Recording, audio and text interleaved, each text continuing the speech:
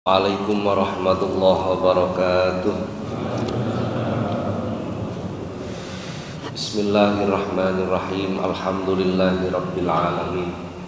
Assalatu wassalamu ala asyrafil anbiya'i wal mursalin Sayyidina maulana Muhammadin wa ala alihi wa ashabihi wa man tabi'ahum bi ihsanin ila yaumiddin, amma ba'du. Ila hadratin Nabiyil Mustafa Muhammadin sallallahu alaihi wasallam wa alihi wa azwajihi wa auladihi wa dhurriyyatihil kiram, wa ila jami'i baqiyati sahabati wa tabi'in wa syuhada'i wa salihin wal ulama'il amilin wa musannifin wa mu'allifin wa jami'il malaikatil muqarrabin wa sadatina sufiyatil muhaqqiqin nususan ila sultanil awliya Asy-Syaikh Muhyiddin Abdul Qadiril Jilani Masailil awliya'illah wal awliya'id tis'ah wa ummahatina wa abaina wa ajdadina wa jaddatina wa masyayikhina wa asatidina wa muallimina wa dawil huquqil wajibati alaina wa alal hadirina fi majlisina hadha, khususan ila man fataha hadil qaryah wa khususan ila mu'allif hadal kitab Asy-Syaikh al-Imam Jalaluddin bin Kamaluddin As-Suyuti radhiyallahu anhum. Sayulillahi lahumul Fatihah. A'udzu billahi minasyaitonir rajim. Bismillahirrahmanirrahim. Alhamdulillahi rabbil alamin. Arrahmanir rahim. Maliki yaumiddin. Iyyaka na'budu wa iyyaka nasta'in. Ihdinas siratal mustaqim. Siratal ladzina an'amta 'alaihim ghairil maghdubi 'alaihim waladdallin. Amin. Para jemaah, alhamdulillah pagi hari ini kembali kita dipertemukan Allah di majelis yang penuh dengan keberkahan ini. Mudah-mudahan apa yang kita laksanakan dicatat oleh Allah sebagai amal soleh. Amin Allahumma amin. Para jamaah, kajian kita lanjutkan menerangkan tentang keutamaan zakat. Hadis nomor 3. Bismillahirrahmanirrahim. Qala al-musannifu rahimahullah ta'ala wa nafa'ana Allah bihi wa bi'ulumihi wa a'ada 'alaina min barakatihi wa asrarihi fid dharain amin. Wa qala sallallahu alaihi wasallam lan dawuh sapa Kanjeng Nabi sallallahu alaihi wasallam, la yaqbalullah ora nerima sapa Allah Gusti Allah al imana ing iman illa bi zakati angin kelawan zakat. Wala imana lan ora ana apa iman iku sampurna liman keduwe wong la zakata kang ora ana apa zakat iku lahu tetep keduwe man. Dalam hadis ini Rasulullah menyampaikan Allah tidak akan menerima keimanan seseorang tanpa adanya zakat. Dene wong ora zakat niku imane ora diterima Gusti Allah. Wala imana liman la zakata lahu, dan iman itu tidak akan menjadi sempurna bagi orang-orang yang tidak menunaikan zakat. Berarti zakat dan keimanan itu terhubung. Iman tok tapi kok medit, wah ini berarti ya imannya perlu dipertanyakan. Dalam Al-Quran surah Ali Imran, Allah subhanahu wa ta'ala berfirman, lan tanalul birra hatta tunfiqu mimma tuhibbun. Lan tanalul birra menggunakan lan, bukan la. Cara ilmu tata bahasa Arab itu namanya istiqbal. Lan itu kalau dimaknai paling mudah tidak akan pernah. Kalau la itu tidak, kalau lan tidak akan pernah. Apa bedanya? Kalau la itu berarti masih memungkinkan suatu ketika berubah. Kalau lan berarti selamanya.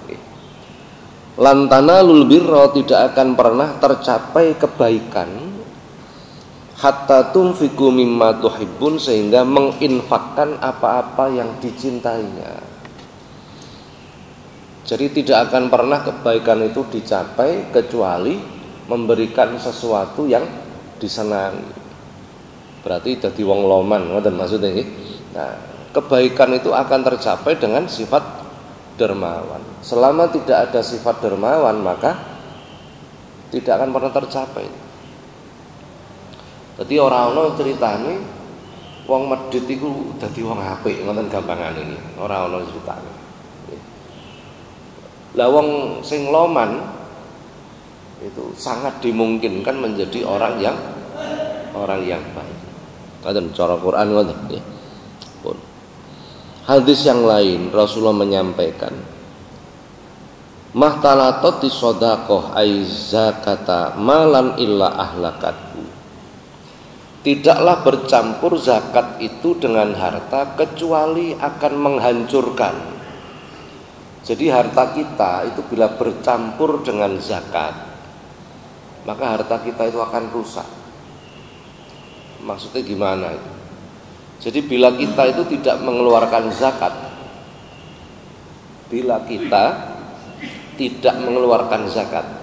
berarti harta kita itu bercampur dengan zakat, maka harta kita itu akan hancur. Harta kita akan hancur, akan rusak. Jadi zakat ini medeni saja. Jadi bila kita menahan, itu justru akan menghancurkan diri kita sendiri. Bila kita mengeluarkan, maka itu akan menjadikan apa yang kita miliki berkembang semakin banyak. Pertemuan yang lalu kami terangkan tentang perbedaan infak, sedekah jariyah dan zakat. Ngoten nggih, pertemuan yang lalu. Jenengan sik kelingan ta?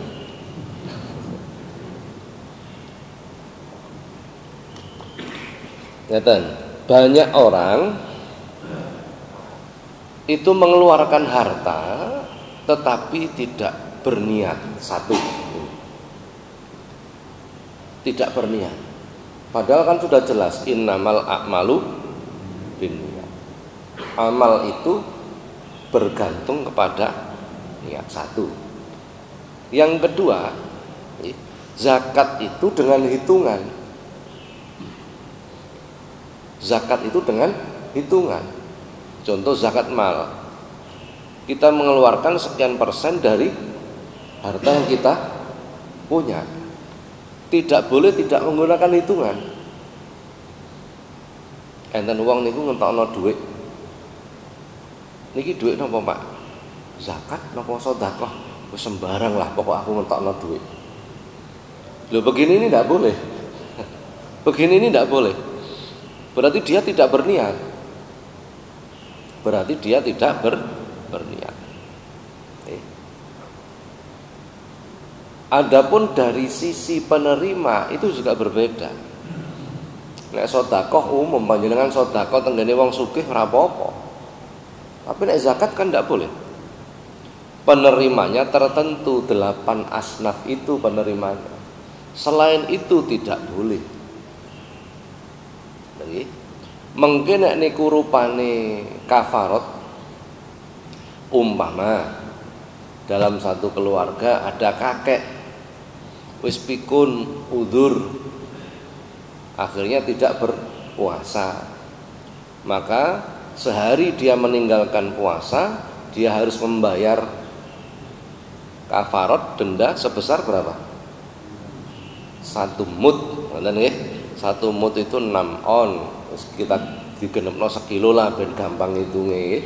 Nah, kali 30 hari. Ini harus diomongkan karena penerimanya berbeda. Yang boleh menerima ini di antara 8 asnaf itu hanya 2. Hanya fakir dan miskin. Selain itu tidak boleh. Loh, jadi objeknya itu beda. Panjenengan mengeluarkan zakat, maka yang boleh menerima hanya 8 golongan itu. Fakir, miskin, sinten malih? Fakir, miskin, sinten malih? Fakir, miskin, lu masa ngono? Enggak. Fakir, miskin, amil, mu'alaf, sabilillah, gharim, ibnu sabil, itu golongan yang berhak menerima. Yatim tidak berhak. Ini banyak orang salah persepsi. Yatim tidak berhak untuk zakat nih, untuk zakat. Jadi yatim piatu itu tidak berhak menerima zakat. Jadi kalau yatim Pak melarat, loh itu bukan dilihat yatimnya, dilihat miskinnya, begitu. Harus teliti. Jadi ketika barang zakat itu kita berikan ke orang lain harus sesuai aturan. Apakah dia berhak menerima? Ini kira tuh angel. Kira tuh angel, betul nih. Di antara 8 golongan yang berhak menerima itu prioritasnya adalah fakir miskin. Pertanyaannya, kinten-kinten tentang kosagran itu fakir miskin enten apa mboten? Nah terus sampean kirim nanti. Terus sampean kirim nang ndi terusan. Fakir itu adalah orang yang tidak mempunyai pekerjaan, orang yang tidak mempunyai penghasilan, dan tidak ada yang menanggung. Ana wong gak duwe penggawean, gak duwe penghasilan. Loro niki benten nggih. Tidak punya pekerjaan dan tidak punya penghasilan. Dua ini beda. Ana wong nganggur tapi depositone 10 miliar. Iki gak duwe pekerjaan tapi duwe beda kan ya. Tidak punya pekerjaan, tidak punya penghasilan dan tidak ada yang menanggung. Ana wong gak duwe penggawean, gak duwe penghasilan, tapi ditanggung anake dadi wali kota. Ini bukan fakir namanya. Bukan fakir. Atau mempunyai penghasilan yang kurang dari separuh kebutuhan pokok. Separuh kebutuhan pokok. Pokok nggih. Nek kebutuhane wong gak ono enteke. Kan begitu. Mamane kebutuhan pokoknya 1 bulan itu 1 juta. Penghasilannya enggak sampai 500.000. Itu fakir namanya. Bila miskin itu orang yang mempunyai pekerjaan atau penghasilan tetapi tidak memenuhi kebutuhan pokoknya. Itu miskin. Kira-kira uang nek bayarane UMR. UMR niku pinten? UMR pinten? 4 juta lah kurang lebih. Anggaplah 5 juta. UMR Surabaya anggaplah 5 juta. Kira-kira kalau orang bayarannya UMR itu kategori miskin enggak?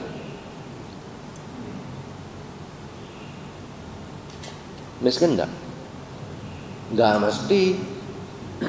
Kalau dia sendiri maka bukan miskin. Kalau dia anak pitu cukup loh betul? Enggak cukup, betul enggak? Nah, jadi enggak bisa dibuat ukuran penghasilannya itu. Bebannya itu juga harus dihitung. Enten wong kula niki penghasilan kula mboten cukup lho Pak. Piro bayaran?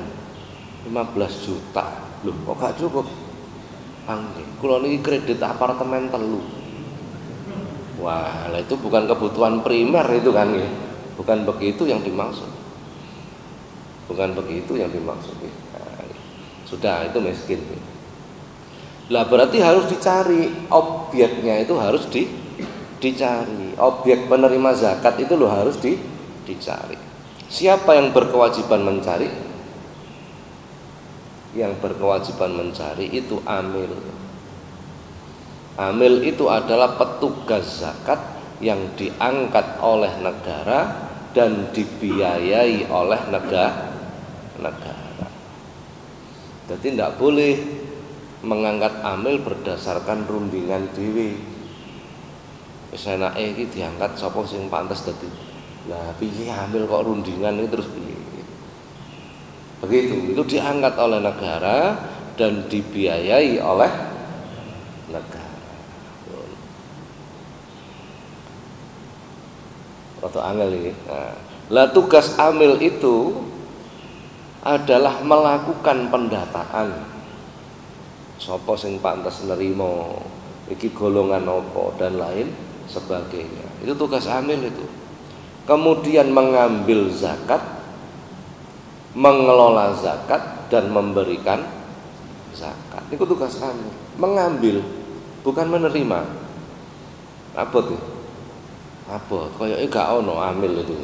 Kayaknya tidak ada. Sementara amil yang ada sekarang itu tidak melakukan pendataan, hanya ngiro-ngiro. Ngiro-ngiro, betul nggak?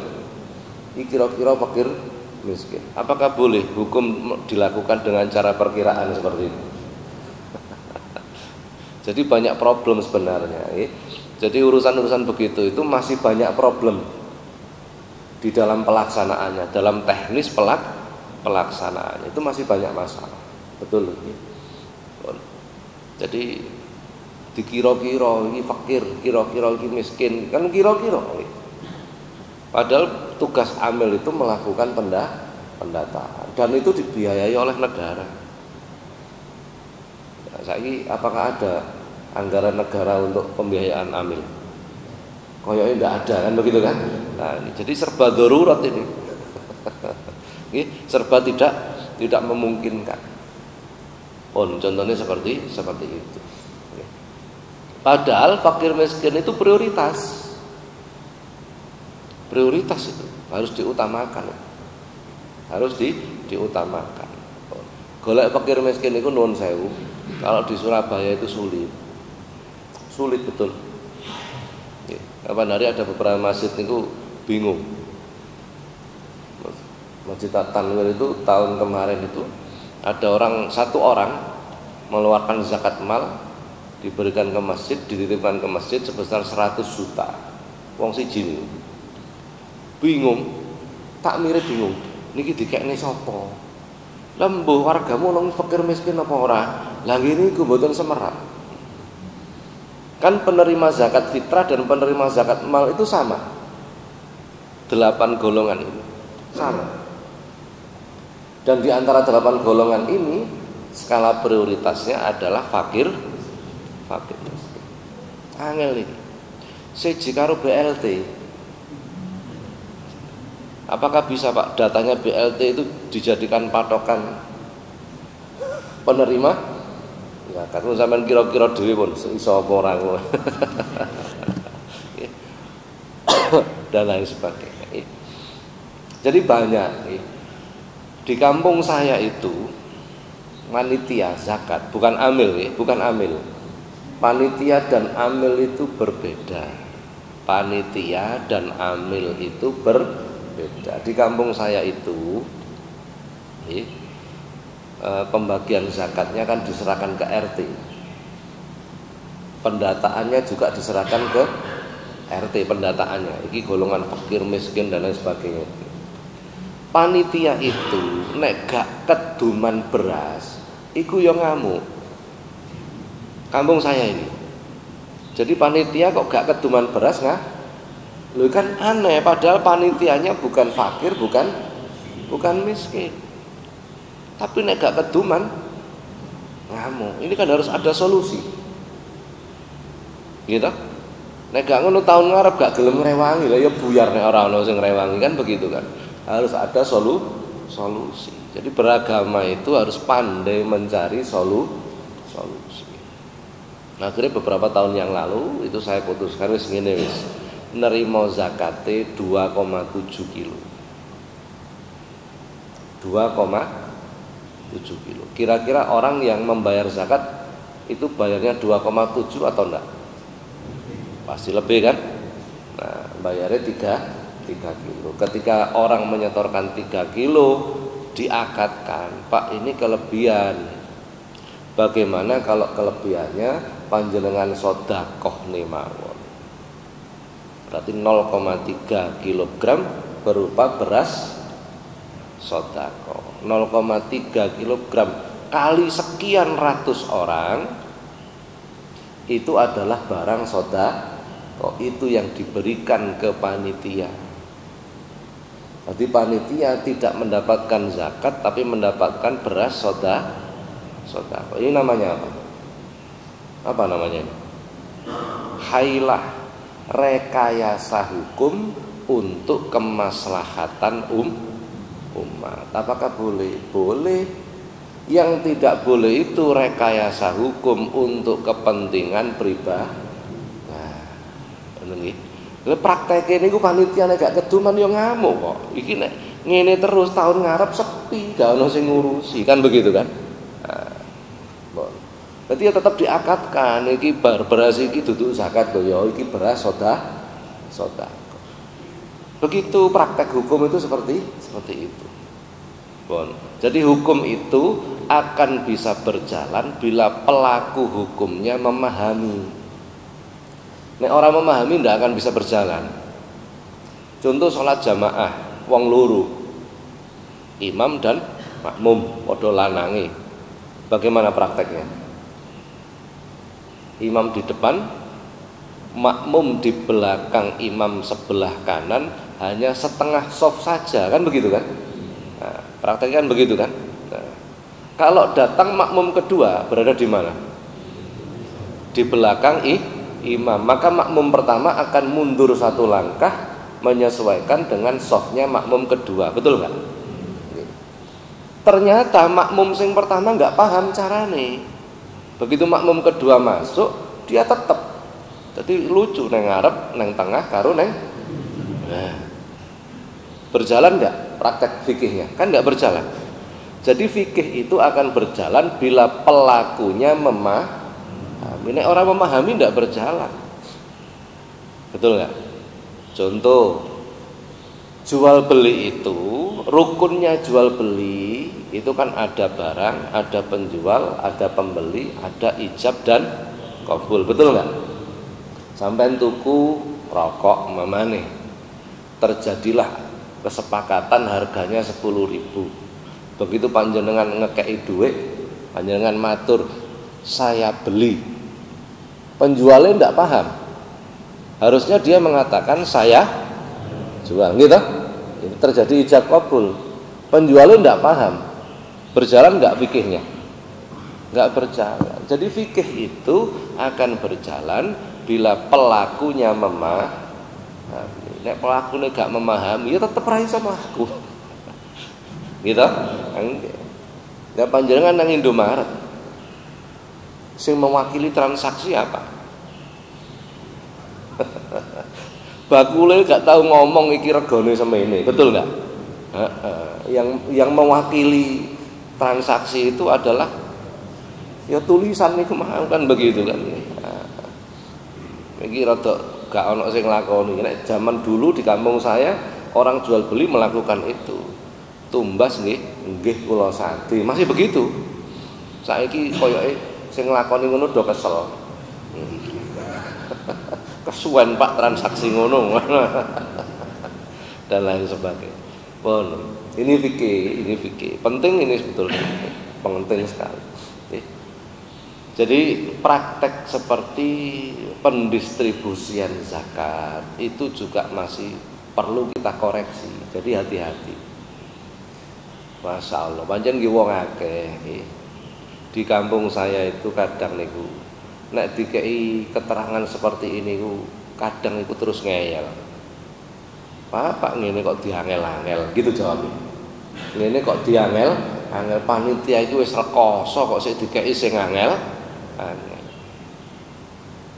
Ya ini akibat keterbelakangan. Ono keterbelakangan. Saya berikan contoh lagi. Zakat itu yang berkewajiban mengeluarkan siapa? Sing berkewajiban mengeluarkan zakat fitrah siapa?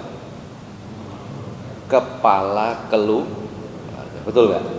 Nah, umpama saya kepala keluarga, saya berkewajiban mengeluarkan zakat untuk diri saya, istri saya, anak saya, pembantu saya. Saya yang berkewajiban. Maka ketika saya beli beras, kula tuku beras mamane sebulan itu 100 kilo. Saya mengambil sebagian beras itu, saya timbang untuk saya keluarkan sebagai zakat fitrah. tak timbang iki zakatku, zakate bojoku kan tak timbang nggih. Kemudian saya berniat nawaitu an ukhrija zakatal fitri an nafsi wa zaujati wa waladi wa binti dan lain sebagainya. Saya berniat mengeluarkan zakat untuk diri saya, istri saya, anak laki-laki saya, anak perempuan saya, pembantu saya, lillahi ta'ala. Benar. Ternyata kepala keluarganya tidak bisa melafadzkan niat. Saya tidak bisa berniat, mama begitu. Niati zakat itu apa lali aku. Akhirnya anaknya disuruh ngirimkan beras zakat ke masjid. Begitu diterima oleh panitia, ditakoni oleh panitia, ini tadi apakah sudah diniati? Anaknya ngomong, dereng pak. Akhirnya karo panitia dituntun, anaknya dituntun, nawaitu an ukhrija zakatal fitri an nafsi wa an abi wa an umi dan lain sebagainya. Ini salah. Berarti apa? Yang mengeluarkan zakat adalah anaknya. Betul nggak? Saya mengeluarkan zakat untuk diri saya dan untuk bapak. Berarti menzakati sini anaknya. Loh, salah kan? Nah, hati-hati nih. Koyok remeh padahal salah. Padahal salah. Yang berkewajiban mengeluarkan itu adalah orang tua dan lain sebagainya. Jadi dalam prakteknya itu masih banyak kekurangan-kekurangan. Kadang wong itu nek dielingke terus merasa wis panitia wis rekoso Pak, gak usah digawe angel lho. Kok digawe angel iku piye? Pun itu contoh-contoh dalam praktek hukumnya. Pun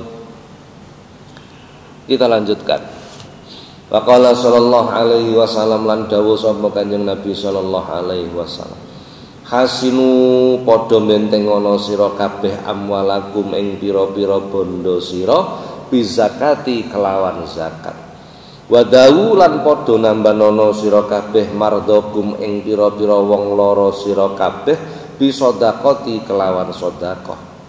Wa idu lan padha cawis-cawisa sira kabeh lil balai krana balak addu'a ing donga. Rasulullah mengatakan bentengilah hartamu dengan melakukan zakat. Jadi dengan berzakat itu membentengi harta kita dari kehancuran. Ini pun jelas lah nih. Hadisnya saya bacakan di atas tadi. Wadawu mardakum bisodakoti, dan obatilah orang-orang yang sakit di antara kamu bisodakoti dengan melakukan sodako. Hadis.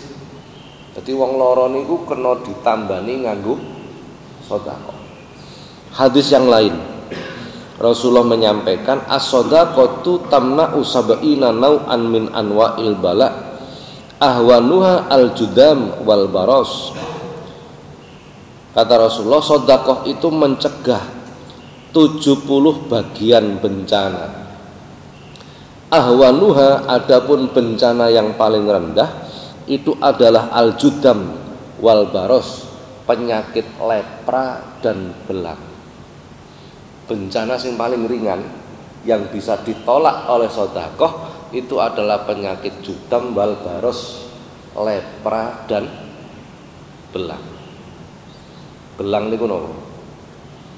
Ya belang. Itu bisa tertolak dengan sedekah. Itu bencana yang paling rendah. Jadi sedekah itu menolak 70 bagian bencana. Yang paling rendah adalah penyakit lepra dan belang. Jadi kalau ana wong lara artine kurang gak enak lagi burine. Burine gak enak lagi. Bon, jadi ternyata pengobatan dengan cara sedekah itu adalah anjuran Rasulullah. Anjuran Rasulullah. Jadi nek panjenengan sakit perbanyak sedekah karena itu pengobatan. Ini koyo nggak masuk akal, wis jelas nggak masuk akal, nggak ada hubungannya, nggak ada hubungannya. Secara logika nggak ada hubungannya, tapi sebenarnya sangat terhubung. Jadi wong loro niku ditongkon sing akeh sedekah, itu akan menyembuhkan. Masya Allah. Memang hidup itu ternyata banyak sesuatu yang logika kita tidak sampai, logika kita tidak sampai. Jadi kalau sepanjangan loro sing akeh sedekah, nggak mampu sedekah berupa uang karena tidak punya uang, mbamane begini, ya sedekah dengan pikiran. Apa yang menjadi kemampuan kita? Sedekah dengan tenaga nggak mampu, panjang loro, ya sedekah dengan pikiran tadi. Sedekah dengan pikiran dilalah gak patek pinter pisan kan begitu kan. Nah. Maka perbanyak berzikir, baca kalimat thayyibah. Dalam hadis itu Rasulullah menyampaikan kullu tasbihatin shadaqah, kullu takbiratin shadaqah, kullu tahmidatin shadaqah. Setiap tasbih, tahmid, takbir itu adalah sedekah. Perbanyak. Lho panjenengan duitnya akeh, tapi kok milih sedekah nganggo maca tasbih niku jenenge wong medhit. Nah, ini harus dipahami ini harus dipahami. Jadi kadang orang itu kan itu rekayasa itu namanya kan begitu kan. Jadi rekayasa itu bila untuk kepentingan umat itu boleh, bahkan harus. Tapi kalau rekayasa itu untuk kepentingan pribadi, lah itu yang tidak boleh. Contoh ya napa Pak, rekayasa kepentingan pribadi. Contoh, panjenengan duit 200 juta, wajib zakat enggak itu? Wajib zakat bila tersimpan selama 1 tahun kan begitu kan? Setahun kurang seminggu duite sampai tukokno sapi. Aku tuku sapi aku. Tumbas pinten Pak? Tuku 20. Entek pisan duite. Kan? Setahun kurang seminggu duite digawe tuku sapi 20. Wis gak wajib zakat toh? Nah, bar ngono Idul Adha didol meneh sapine. Gak wajib zakat dia. Gak wajib itu. Kan tersimpannya gak sampai setahun. Tapi dia melakukan rekayasa menghindari supaya tidak mengeluarkan, lah itu yang tidak boleh. Jadi hailah rekayasa bila untuk kepentingan pribadi itu tidak boleh, bila untuk kemaslahatan umat, untuk kebaikan umat itu harus bahkan. Nah, rekayasa itu tidak boleh keluar dari aturan-aturan hukum. Contoh, kulit kurban niku angsal didol napa mboten? Enggak boleh. Bahkan untuk ujroh juga enggak boleh. Apa ujroh itu? Bayarane jagal, enggak boleh. Enggak boleh. Lah terus bagaimana, Pak? Wonten sing enggak patek cerdas, akhirnya kulite sapi diirisi cilik-cilik didumno. Lha diirisi sak mene-mene didumno, terus digawe apa?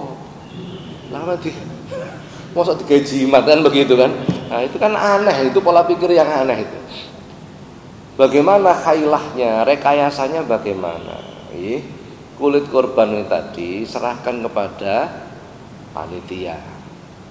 Cak, sampean gak tak bagi daging ya, tak kei kulit lain. Kulitnya sapi 20 PNKB. Ya wis, tapi njaluk tulung ya, konsumsine panitia rewang ngono. Boleh enggak? Boleh enggak? Boleh. Ini namanya rekayasa. Rekayasa. Lah begitu panitia tadi diberi kulit sapi tadi, setelah diterima oleh dia dijual, boleh enggak?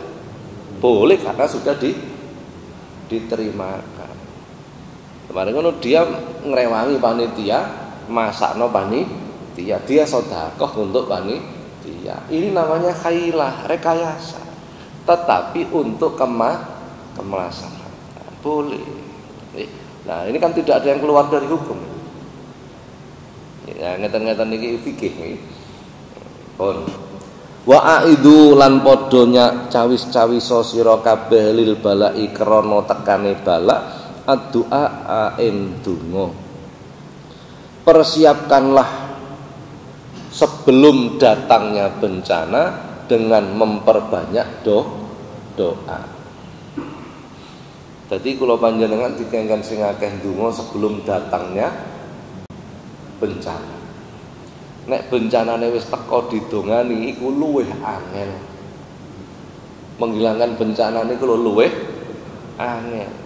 Jadi dikongkon cawis-cawis mempersiapkan diri dengan memperbanyak doa sebelum datangnya bencana.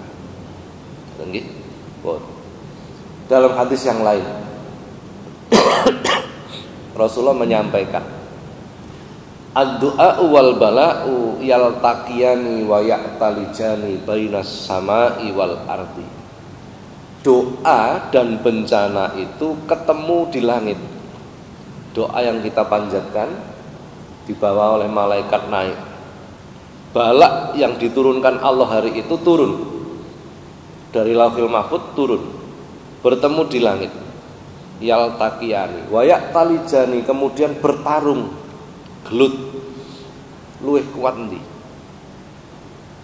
Setiap hari itu begitu. Jadi balak kita hari ini itu diturunkan oleh Allah subuh begini. Dari Lauhil Mahfuz diturunkan. Doa yang kita panjatkan itu dibawa naik. Itu bertarung di langit. Bertarung di langit. Saya berikan gambaran. Umpamane balake berupa ketabrak sepur, sikile pedot. Tulisannya begitu. Lho panjenengan subuh niki kok melakukan doa bersama-sama. Habis sholat subuh zikir bareng terus donga bareng minta diberikan keselamatan. Dongane digawa munggah. Bertarung dengan balak tadi. Akhirnya balak yang harusnya ketabrak sepur sikile pedot dirubah oleh Allah karena kekuatan doa tadi. Rupane dirubah ketabrak sepur sikile gak pedot, jentike sing pedot. Lho kok sik pedot, Pak? Enggak, soalnya bar donga terus ngrasani tanggane. Lah itu problemnya. Jadi begitu-begitu itu mempengaruhi ternyata. Nah, jadi bar donga, bar salat subuh wiridan donga mulih ngrasani. Nah, itu pengaruh ternyata. Nah, jadi begini-begini ini pengaruh. Maka kita itu dianjurkan berdoa secara bersama-sama agar energinya lebih kuat. Ketika bertarung di langit itu loh, supaya energinya lebih kuat. Jenengan kok ndonga dhewe. Ya remek loh. Ngoten lho nggih. Wis ndonga gak pakai paham carane. Jadi ini penting sekali, betul itu. Betul. Ad-du'a wal bala'u yaltaqiyani wa ya'talijani bainas sama'i wal ardi. Gelut bendina niku. Makanya kita diperintahkan memperbanyak doa. Sing akeh nek ndonga. Jadi kalau ada orang mengatakan ndonga akeh-akeh iku apa gak izin karo Gusti Allah. Loh Kanjeng Nabi niku yang memerintahkan kok. Nanti ada bab sendiri di sini.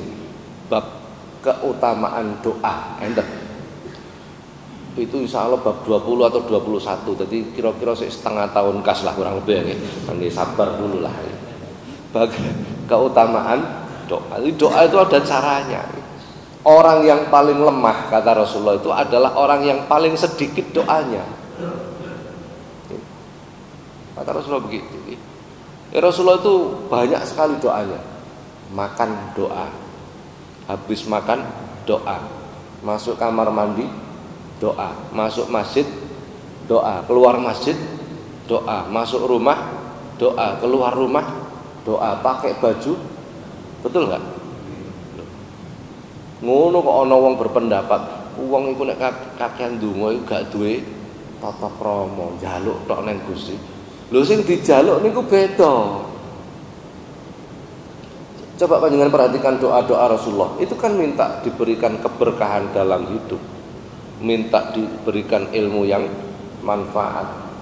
Kan begitu kan? Minta diberi ketetapan iman, minta dijadikan keluarga yang soleh, solih. Kan begitu.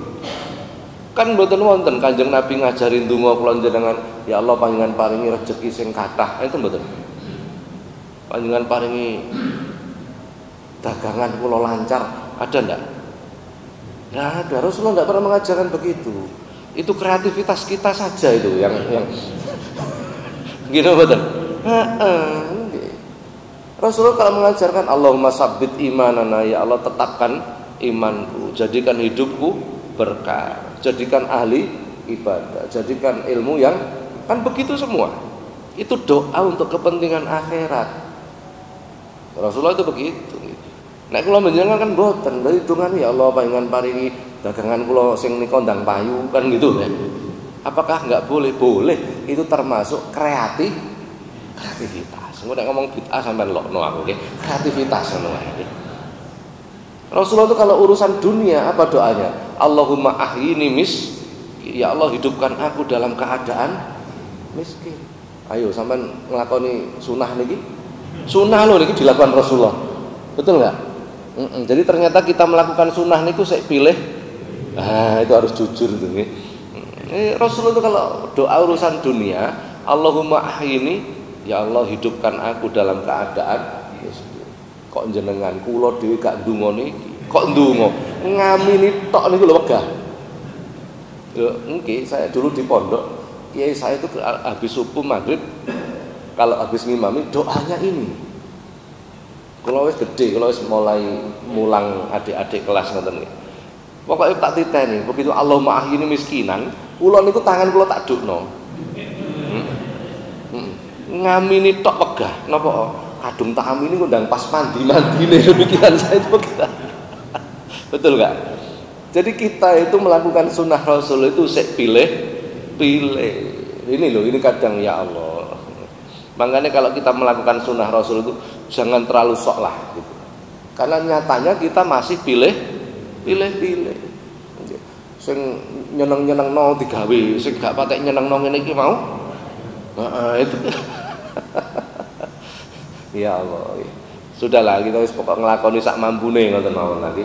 Jadi ndak apa-apa panjenengan minta kepada ya Allah Gusti, panjenengan paringi kula omah 3 ora apa-apa. Panjenengan paringi kula niki dagangan laris, jabatan ndang mundak, ndak apa-apa, itu kreativitas sih. Tapi doa-doa yang utama jangan ditinggalkan. Doa-doa utama itu minta ketetapan iman, minta dijadikan hidupnya berkah, minta ilmu yang manfaat. Ini utama. Sing golongan niki wau golongan nomor 376 apa pira lagi. Jadi sekeri-keri mawon niki. Boleh-boleh saja asal diniatkan untuk ibadah kepada Allah. Pun. Jadi kita itu diperintah memperbanyak doa sebelum datangnya bencana. Nek wis kadung teko bencanane terus kita berdoa itu jauh lebih sulit. Jauh lebih butuh energi yang lebih besar untuk mengangkat bencana itu.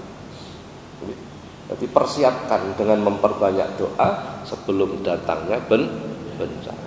Pun para jamaah sampai mriki riyen niku jame rada telat ngono ta? Hah? Tak delok kok rada piye ngono. Barangkali ada pertanyaan dipersilahkan, monggo. Nggih, monggo. Mengenai? Oh nggih.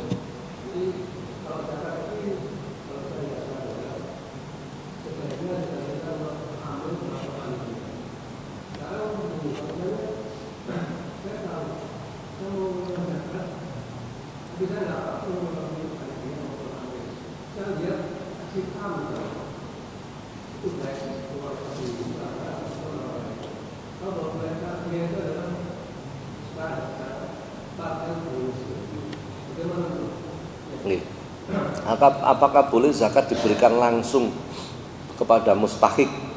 Mustahik itu orang yang berhak, gitu nggih. Boleh. Asal kita benar-benar tahu dia orang yang berhak. Boleh. Boleh. Jadi kita berikan langsung kepada fakir miskin gitu. Apakah boleh? Boleh. Asal kita benar-benar tahu. Apakah boleh melewati amil? Boleh. Kalau melewati amil itu, kalau zaman Rasulullah itu kan mengangkat amil memang. Jadi ketika perintah zakat itu diturunkan, Rasulullah yang dilakukan Rasulullah pertama kali adalah mengangkat amil, petugas zakat tadi. Begitu. Jadi untuk mendata jumlah masyarakat sing berhak itu siapa saja, berarti nek mendata menghitungkan otomatis kan berapa penghasilanmu, berapa beban hidupmu, kan begitu. Jadi boleh direct, boleh. Jadi muzaki, orang yang berzakat, memberikan zakatnya kepada mustahik, orang yang berhak menerima zakat secara langsung boleh. Tidak ada masalah, asal kita benar-benar tahu. Cuman dari aspek sosial tidak enak nanti. Si A kalau gak tahu zakat masjid, ojo-ojo gak tahu zakat, kan akhirnya orang berprasangka begitu. Jadi begitu, kalau hukumnya boleh. Ada yang lain? Enggak.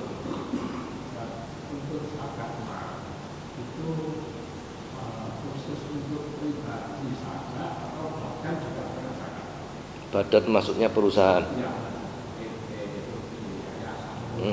Oh, okay. Untuk zakat mal itu adalah penghasilan seseorang, bukan penghasilan perusahaan. Okay. Jadi umpamanya begini, kalau manajemen perusahaan itu kan begini, umpamanya saya owner, pemilik perusahaan. Okay. Walaupun saya owner, tetapi saya mendapatkan gaji dari perusahaan. Selebihnya dari gaji itu merupakan labanya perusahaan, bukan keuntungan saya. Contoh begitu, ini kan manajemen yang bagus begitu.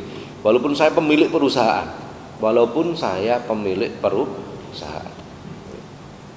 maka yang dikeluarkan zakat itu adalah dari penghasilan saya, bukan dari laba perusahaan, walaupun itu milik saya. Walaupun itu milik saya, yang dikeluarkan dari penghasilan saya, begitu.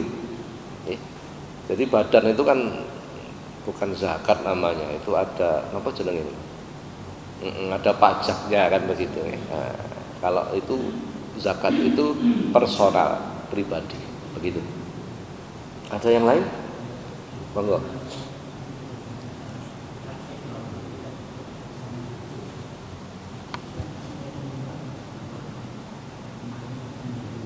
Gimana?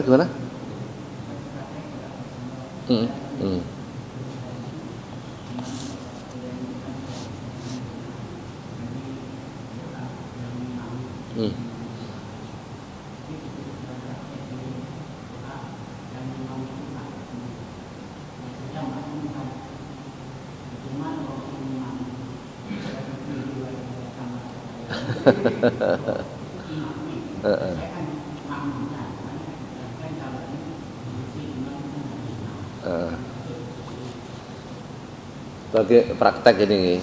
Nah itu tadi. Jadi bagaimana bila imam itu berdoa, imam pimpinan seperti halnya sholat, imam itu berdoa, tetapi doanya itu menggunakan dhamir mutakalim wahdah untuk dirinya sendiri.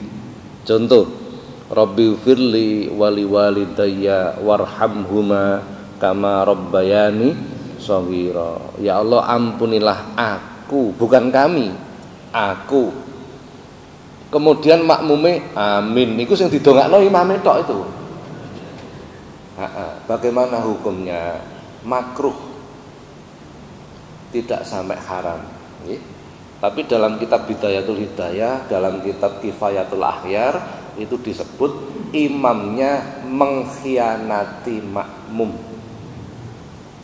Imamnya mengkhianati, nah makmumnya diakali kok ndongakno DE kan begitu kan.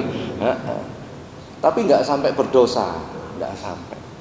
Kan bisa jadi dia karena nggak tahu cara merubahnya, betul nggak? Nah, kalau digunakan mutakalim ma'al ghair itu berubahnya seperti apa? Dia mungkin nggak tahu. Jadi dia tidak dengan sengaja berdoa seperti itu. Jadi boleh-boleh saja diamini, hitung-hitung aku tak sodakoh ndongakno imam, gitu saja berniat ini. Jadi kita khusnudzonnya begitu.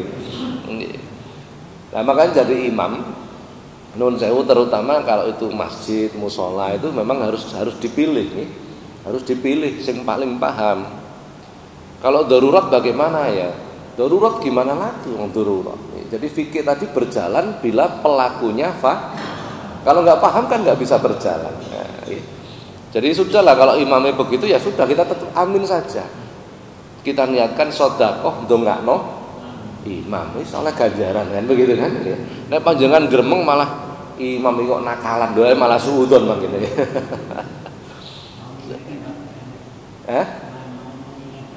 Iya, no, ya, enggak usah diingatkan, barangkali nggak ngerti caranya. Nanti tersinggung kan begitu kan? Enggak usah. Saya sendiri sering begitu itu, dan saya tetap diam saja. Di perjalanan mampir di masjid gitu, walah keliru kabeh, malah susunannya dalam bahasa Arab itu salah semua. Saya tetap amin dan tetap saya tidak mengingatkan. Kenapa? Mungkin pengetahuannya sebegitu, ya sudah, biarkan saja. Itu namanya daf'ul mafasid muqaddamun ala jalbil masalih. Mencegah kerusakan itu lebih diutamakan daripada melakukan kebaikan. Karena banyak yang sulit, ya, itu masih mudah, itu mengganti menjadi ma'al ghair masih mudah. Kalau yang lain itu banyak yang sulit menggantinya. Doanya itu, ya, begitu. Sampun, ada yang lain? Oke, silakan.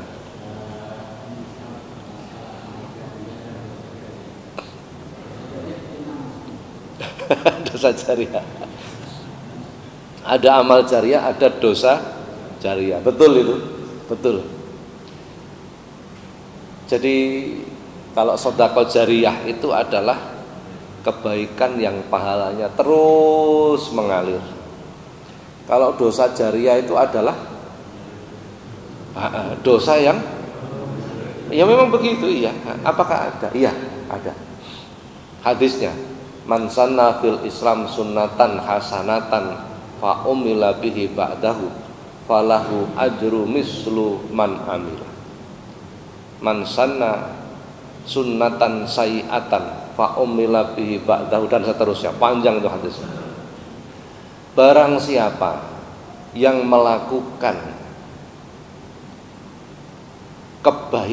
kebaikan yang baru kemudian diikuti oleh orang-orang setelahnya, maka dia mendapat pahala sebagaimana orang-orang yang melakukan.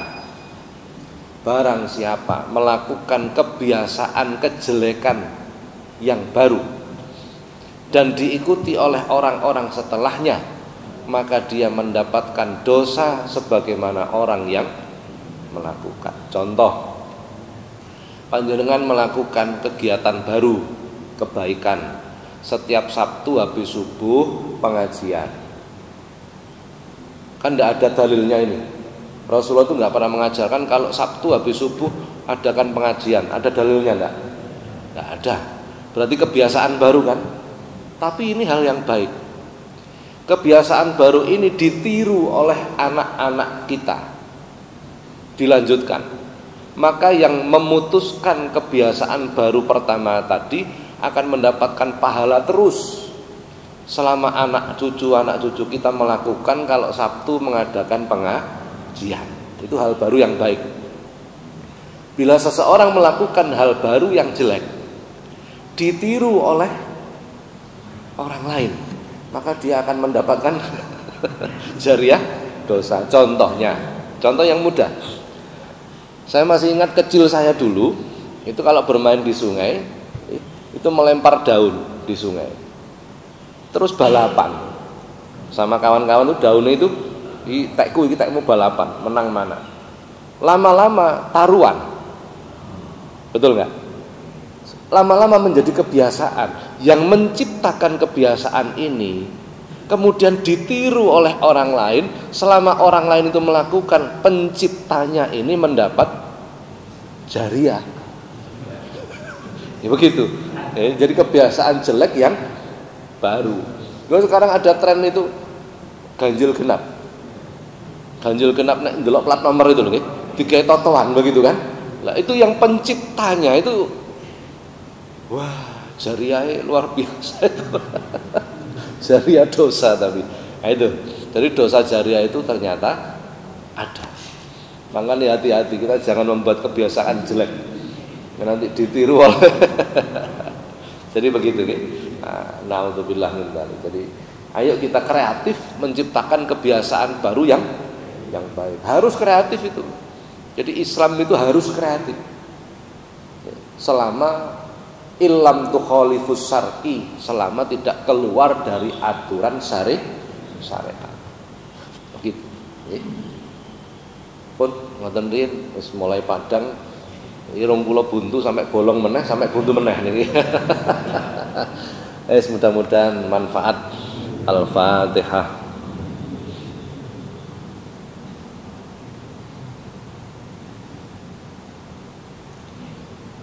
Assalamualaikum warahmatullahi wabarakatuh.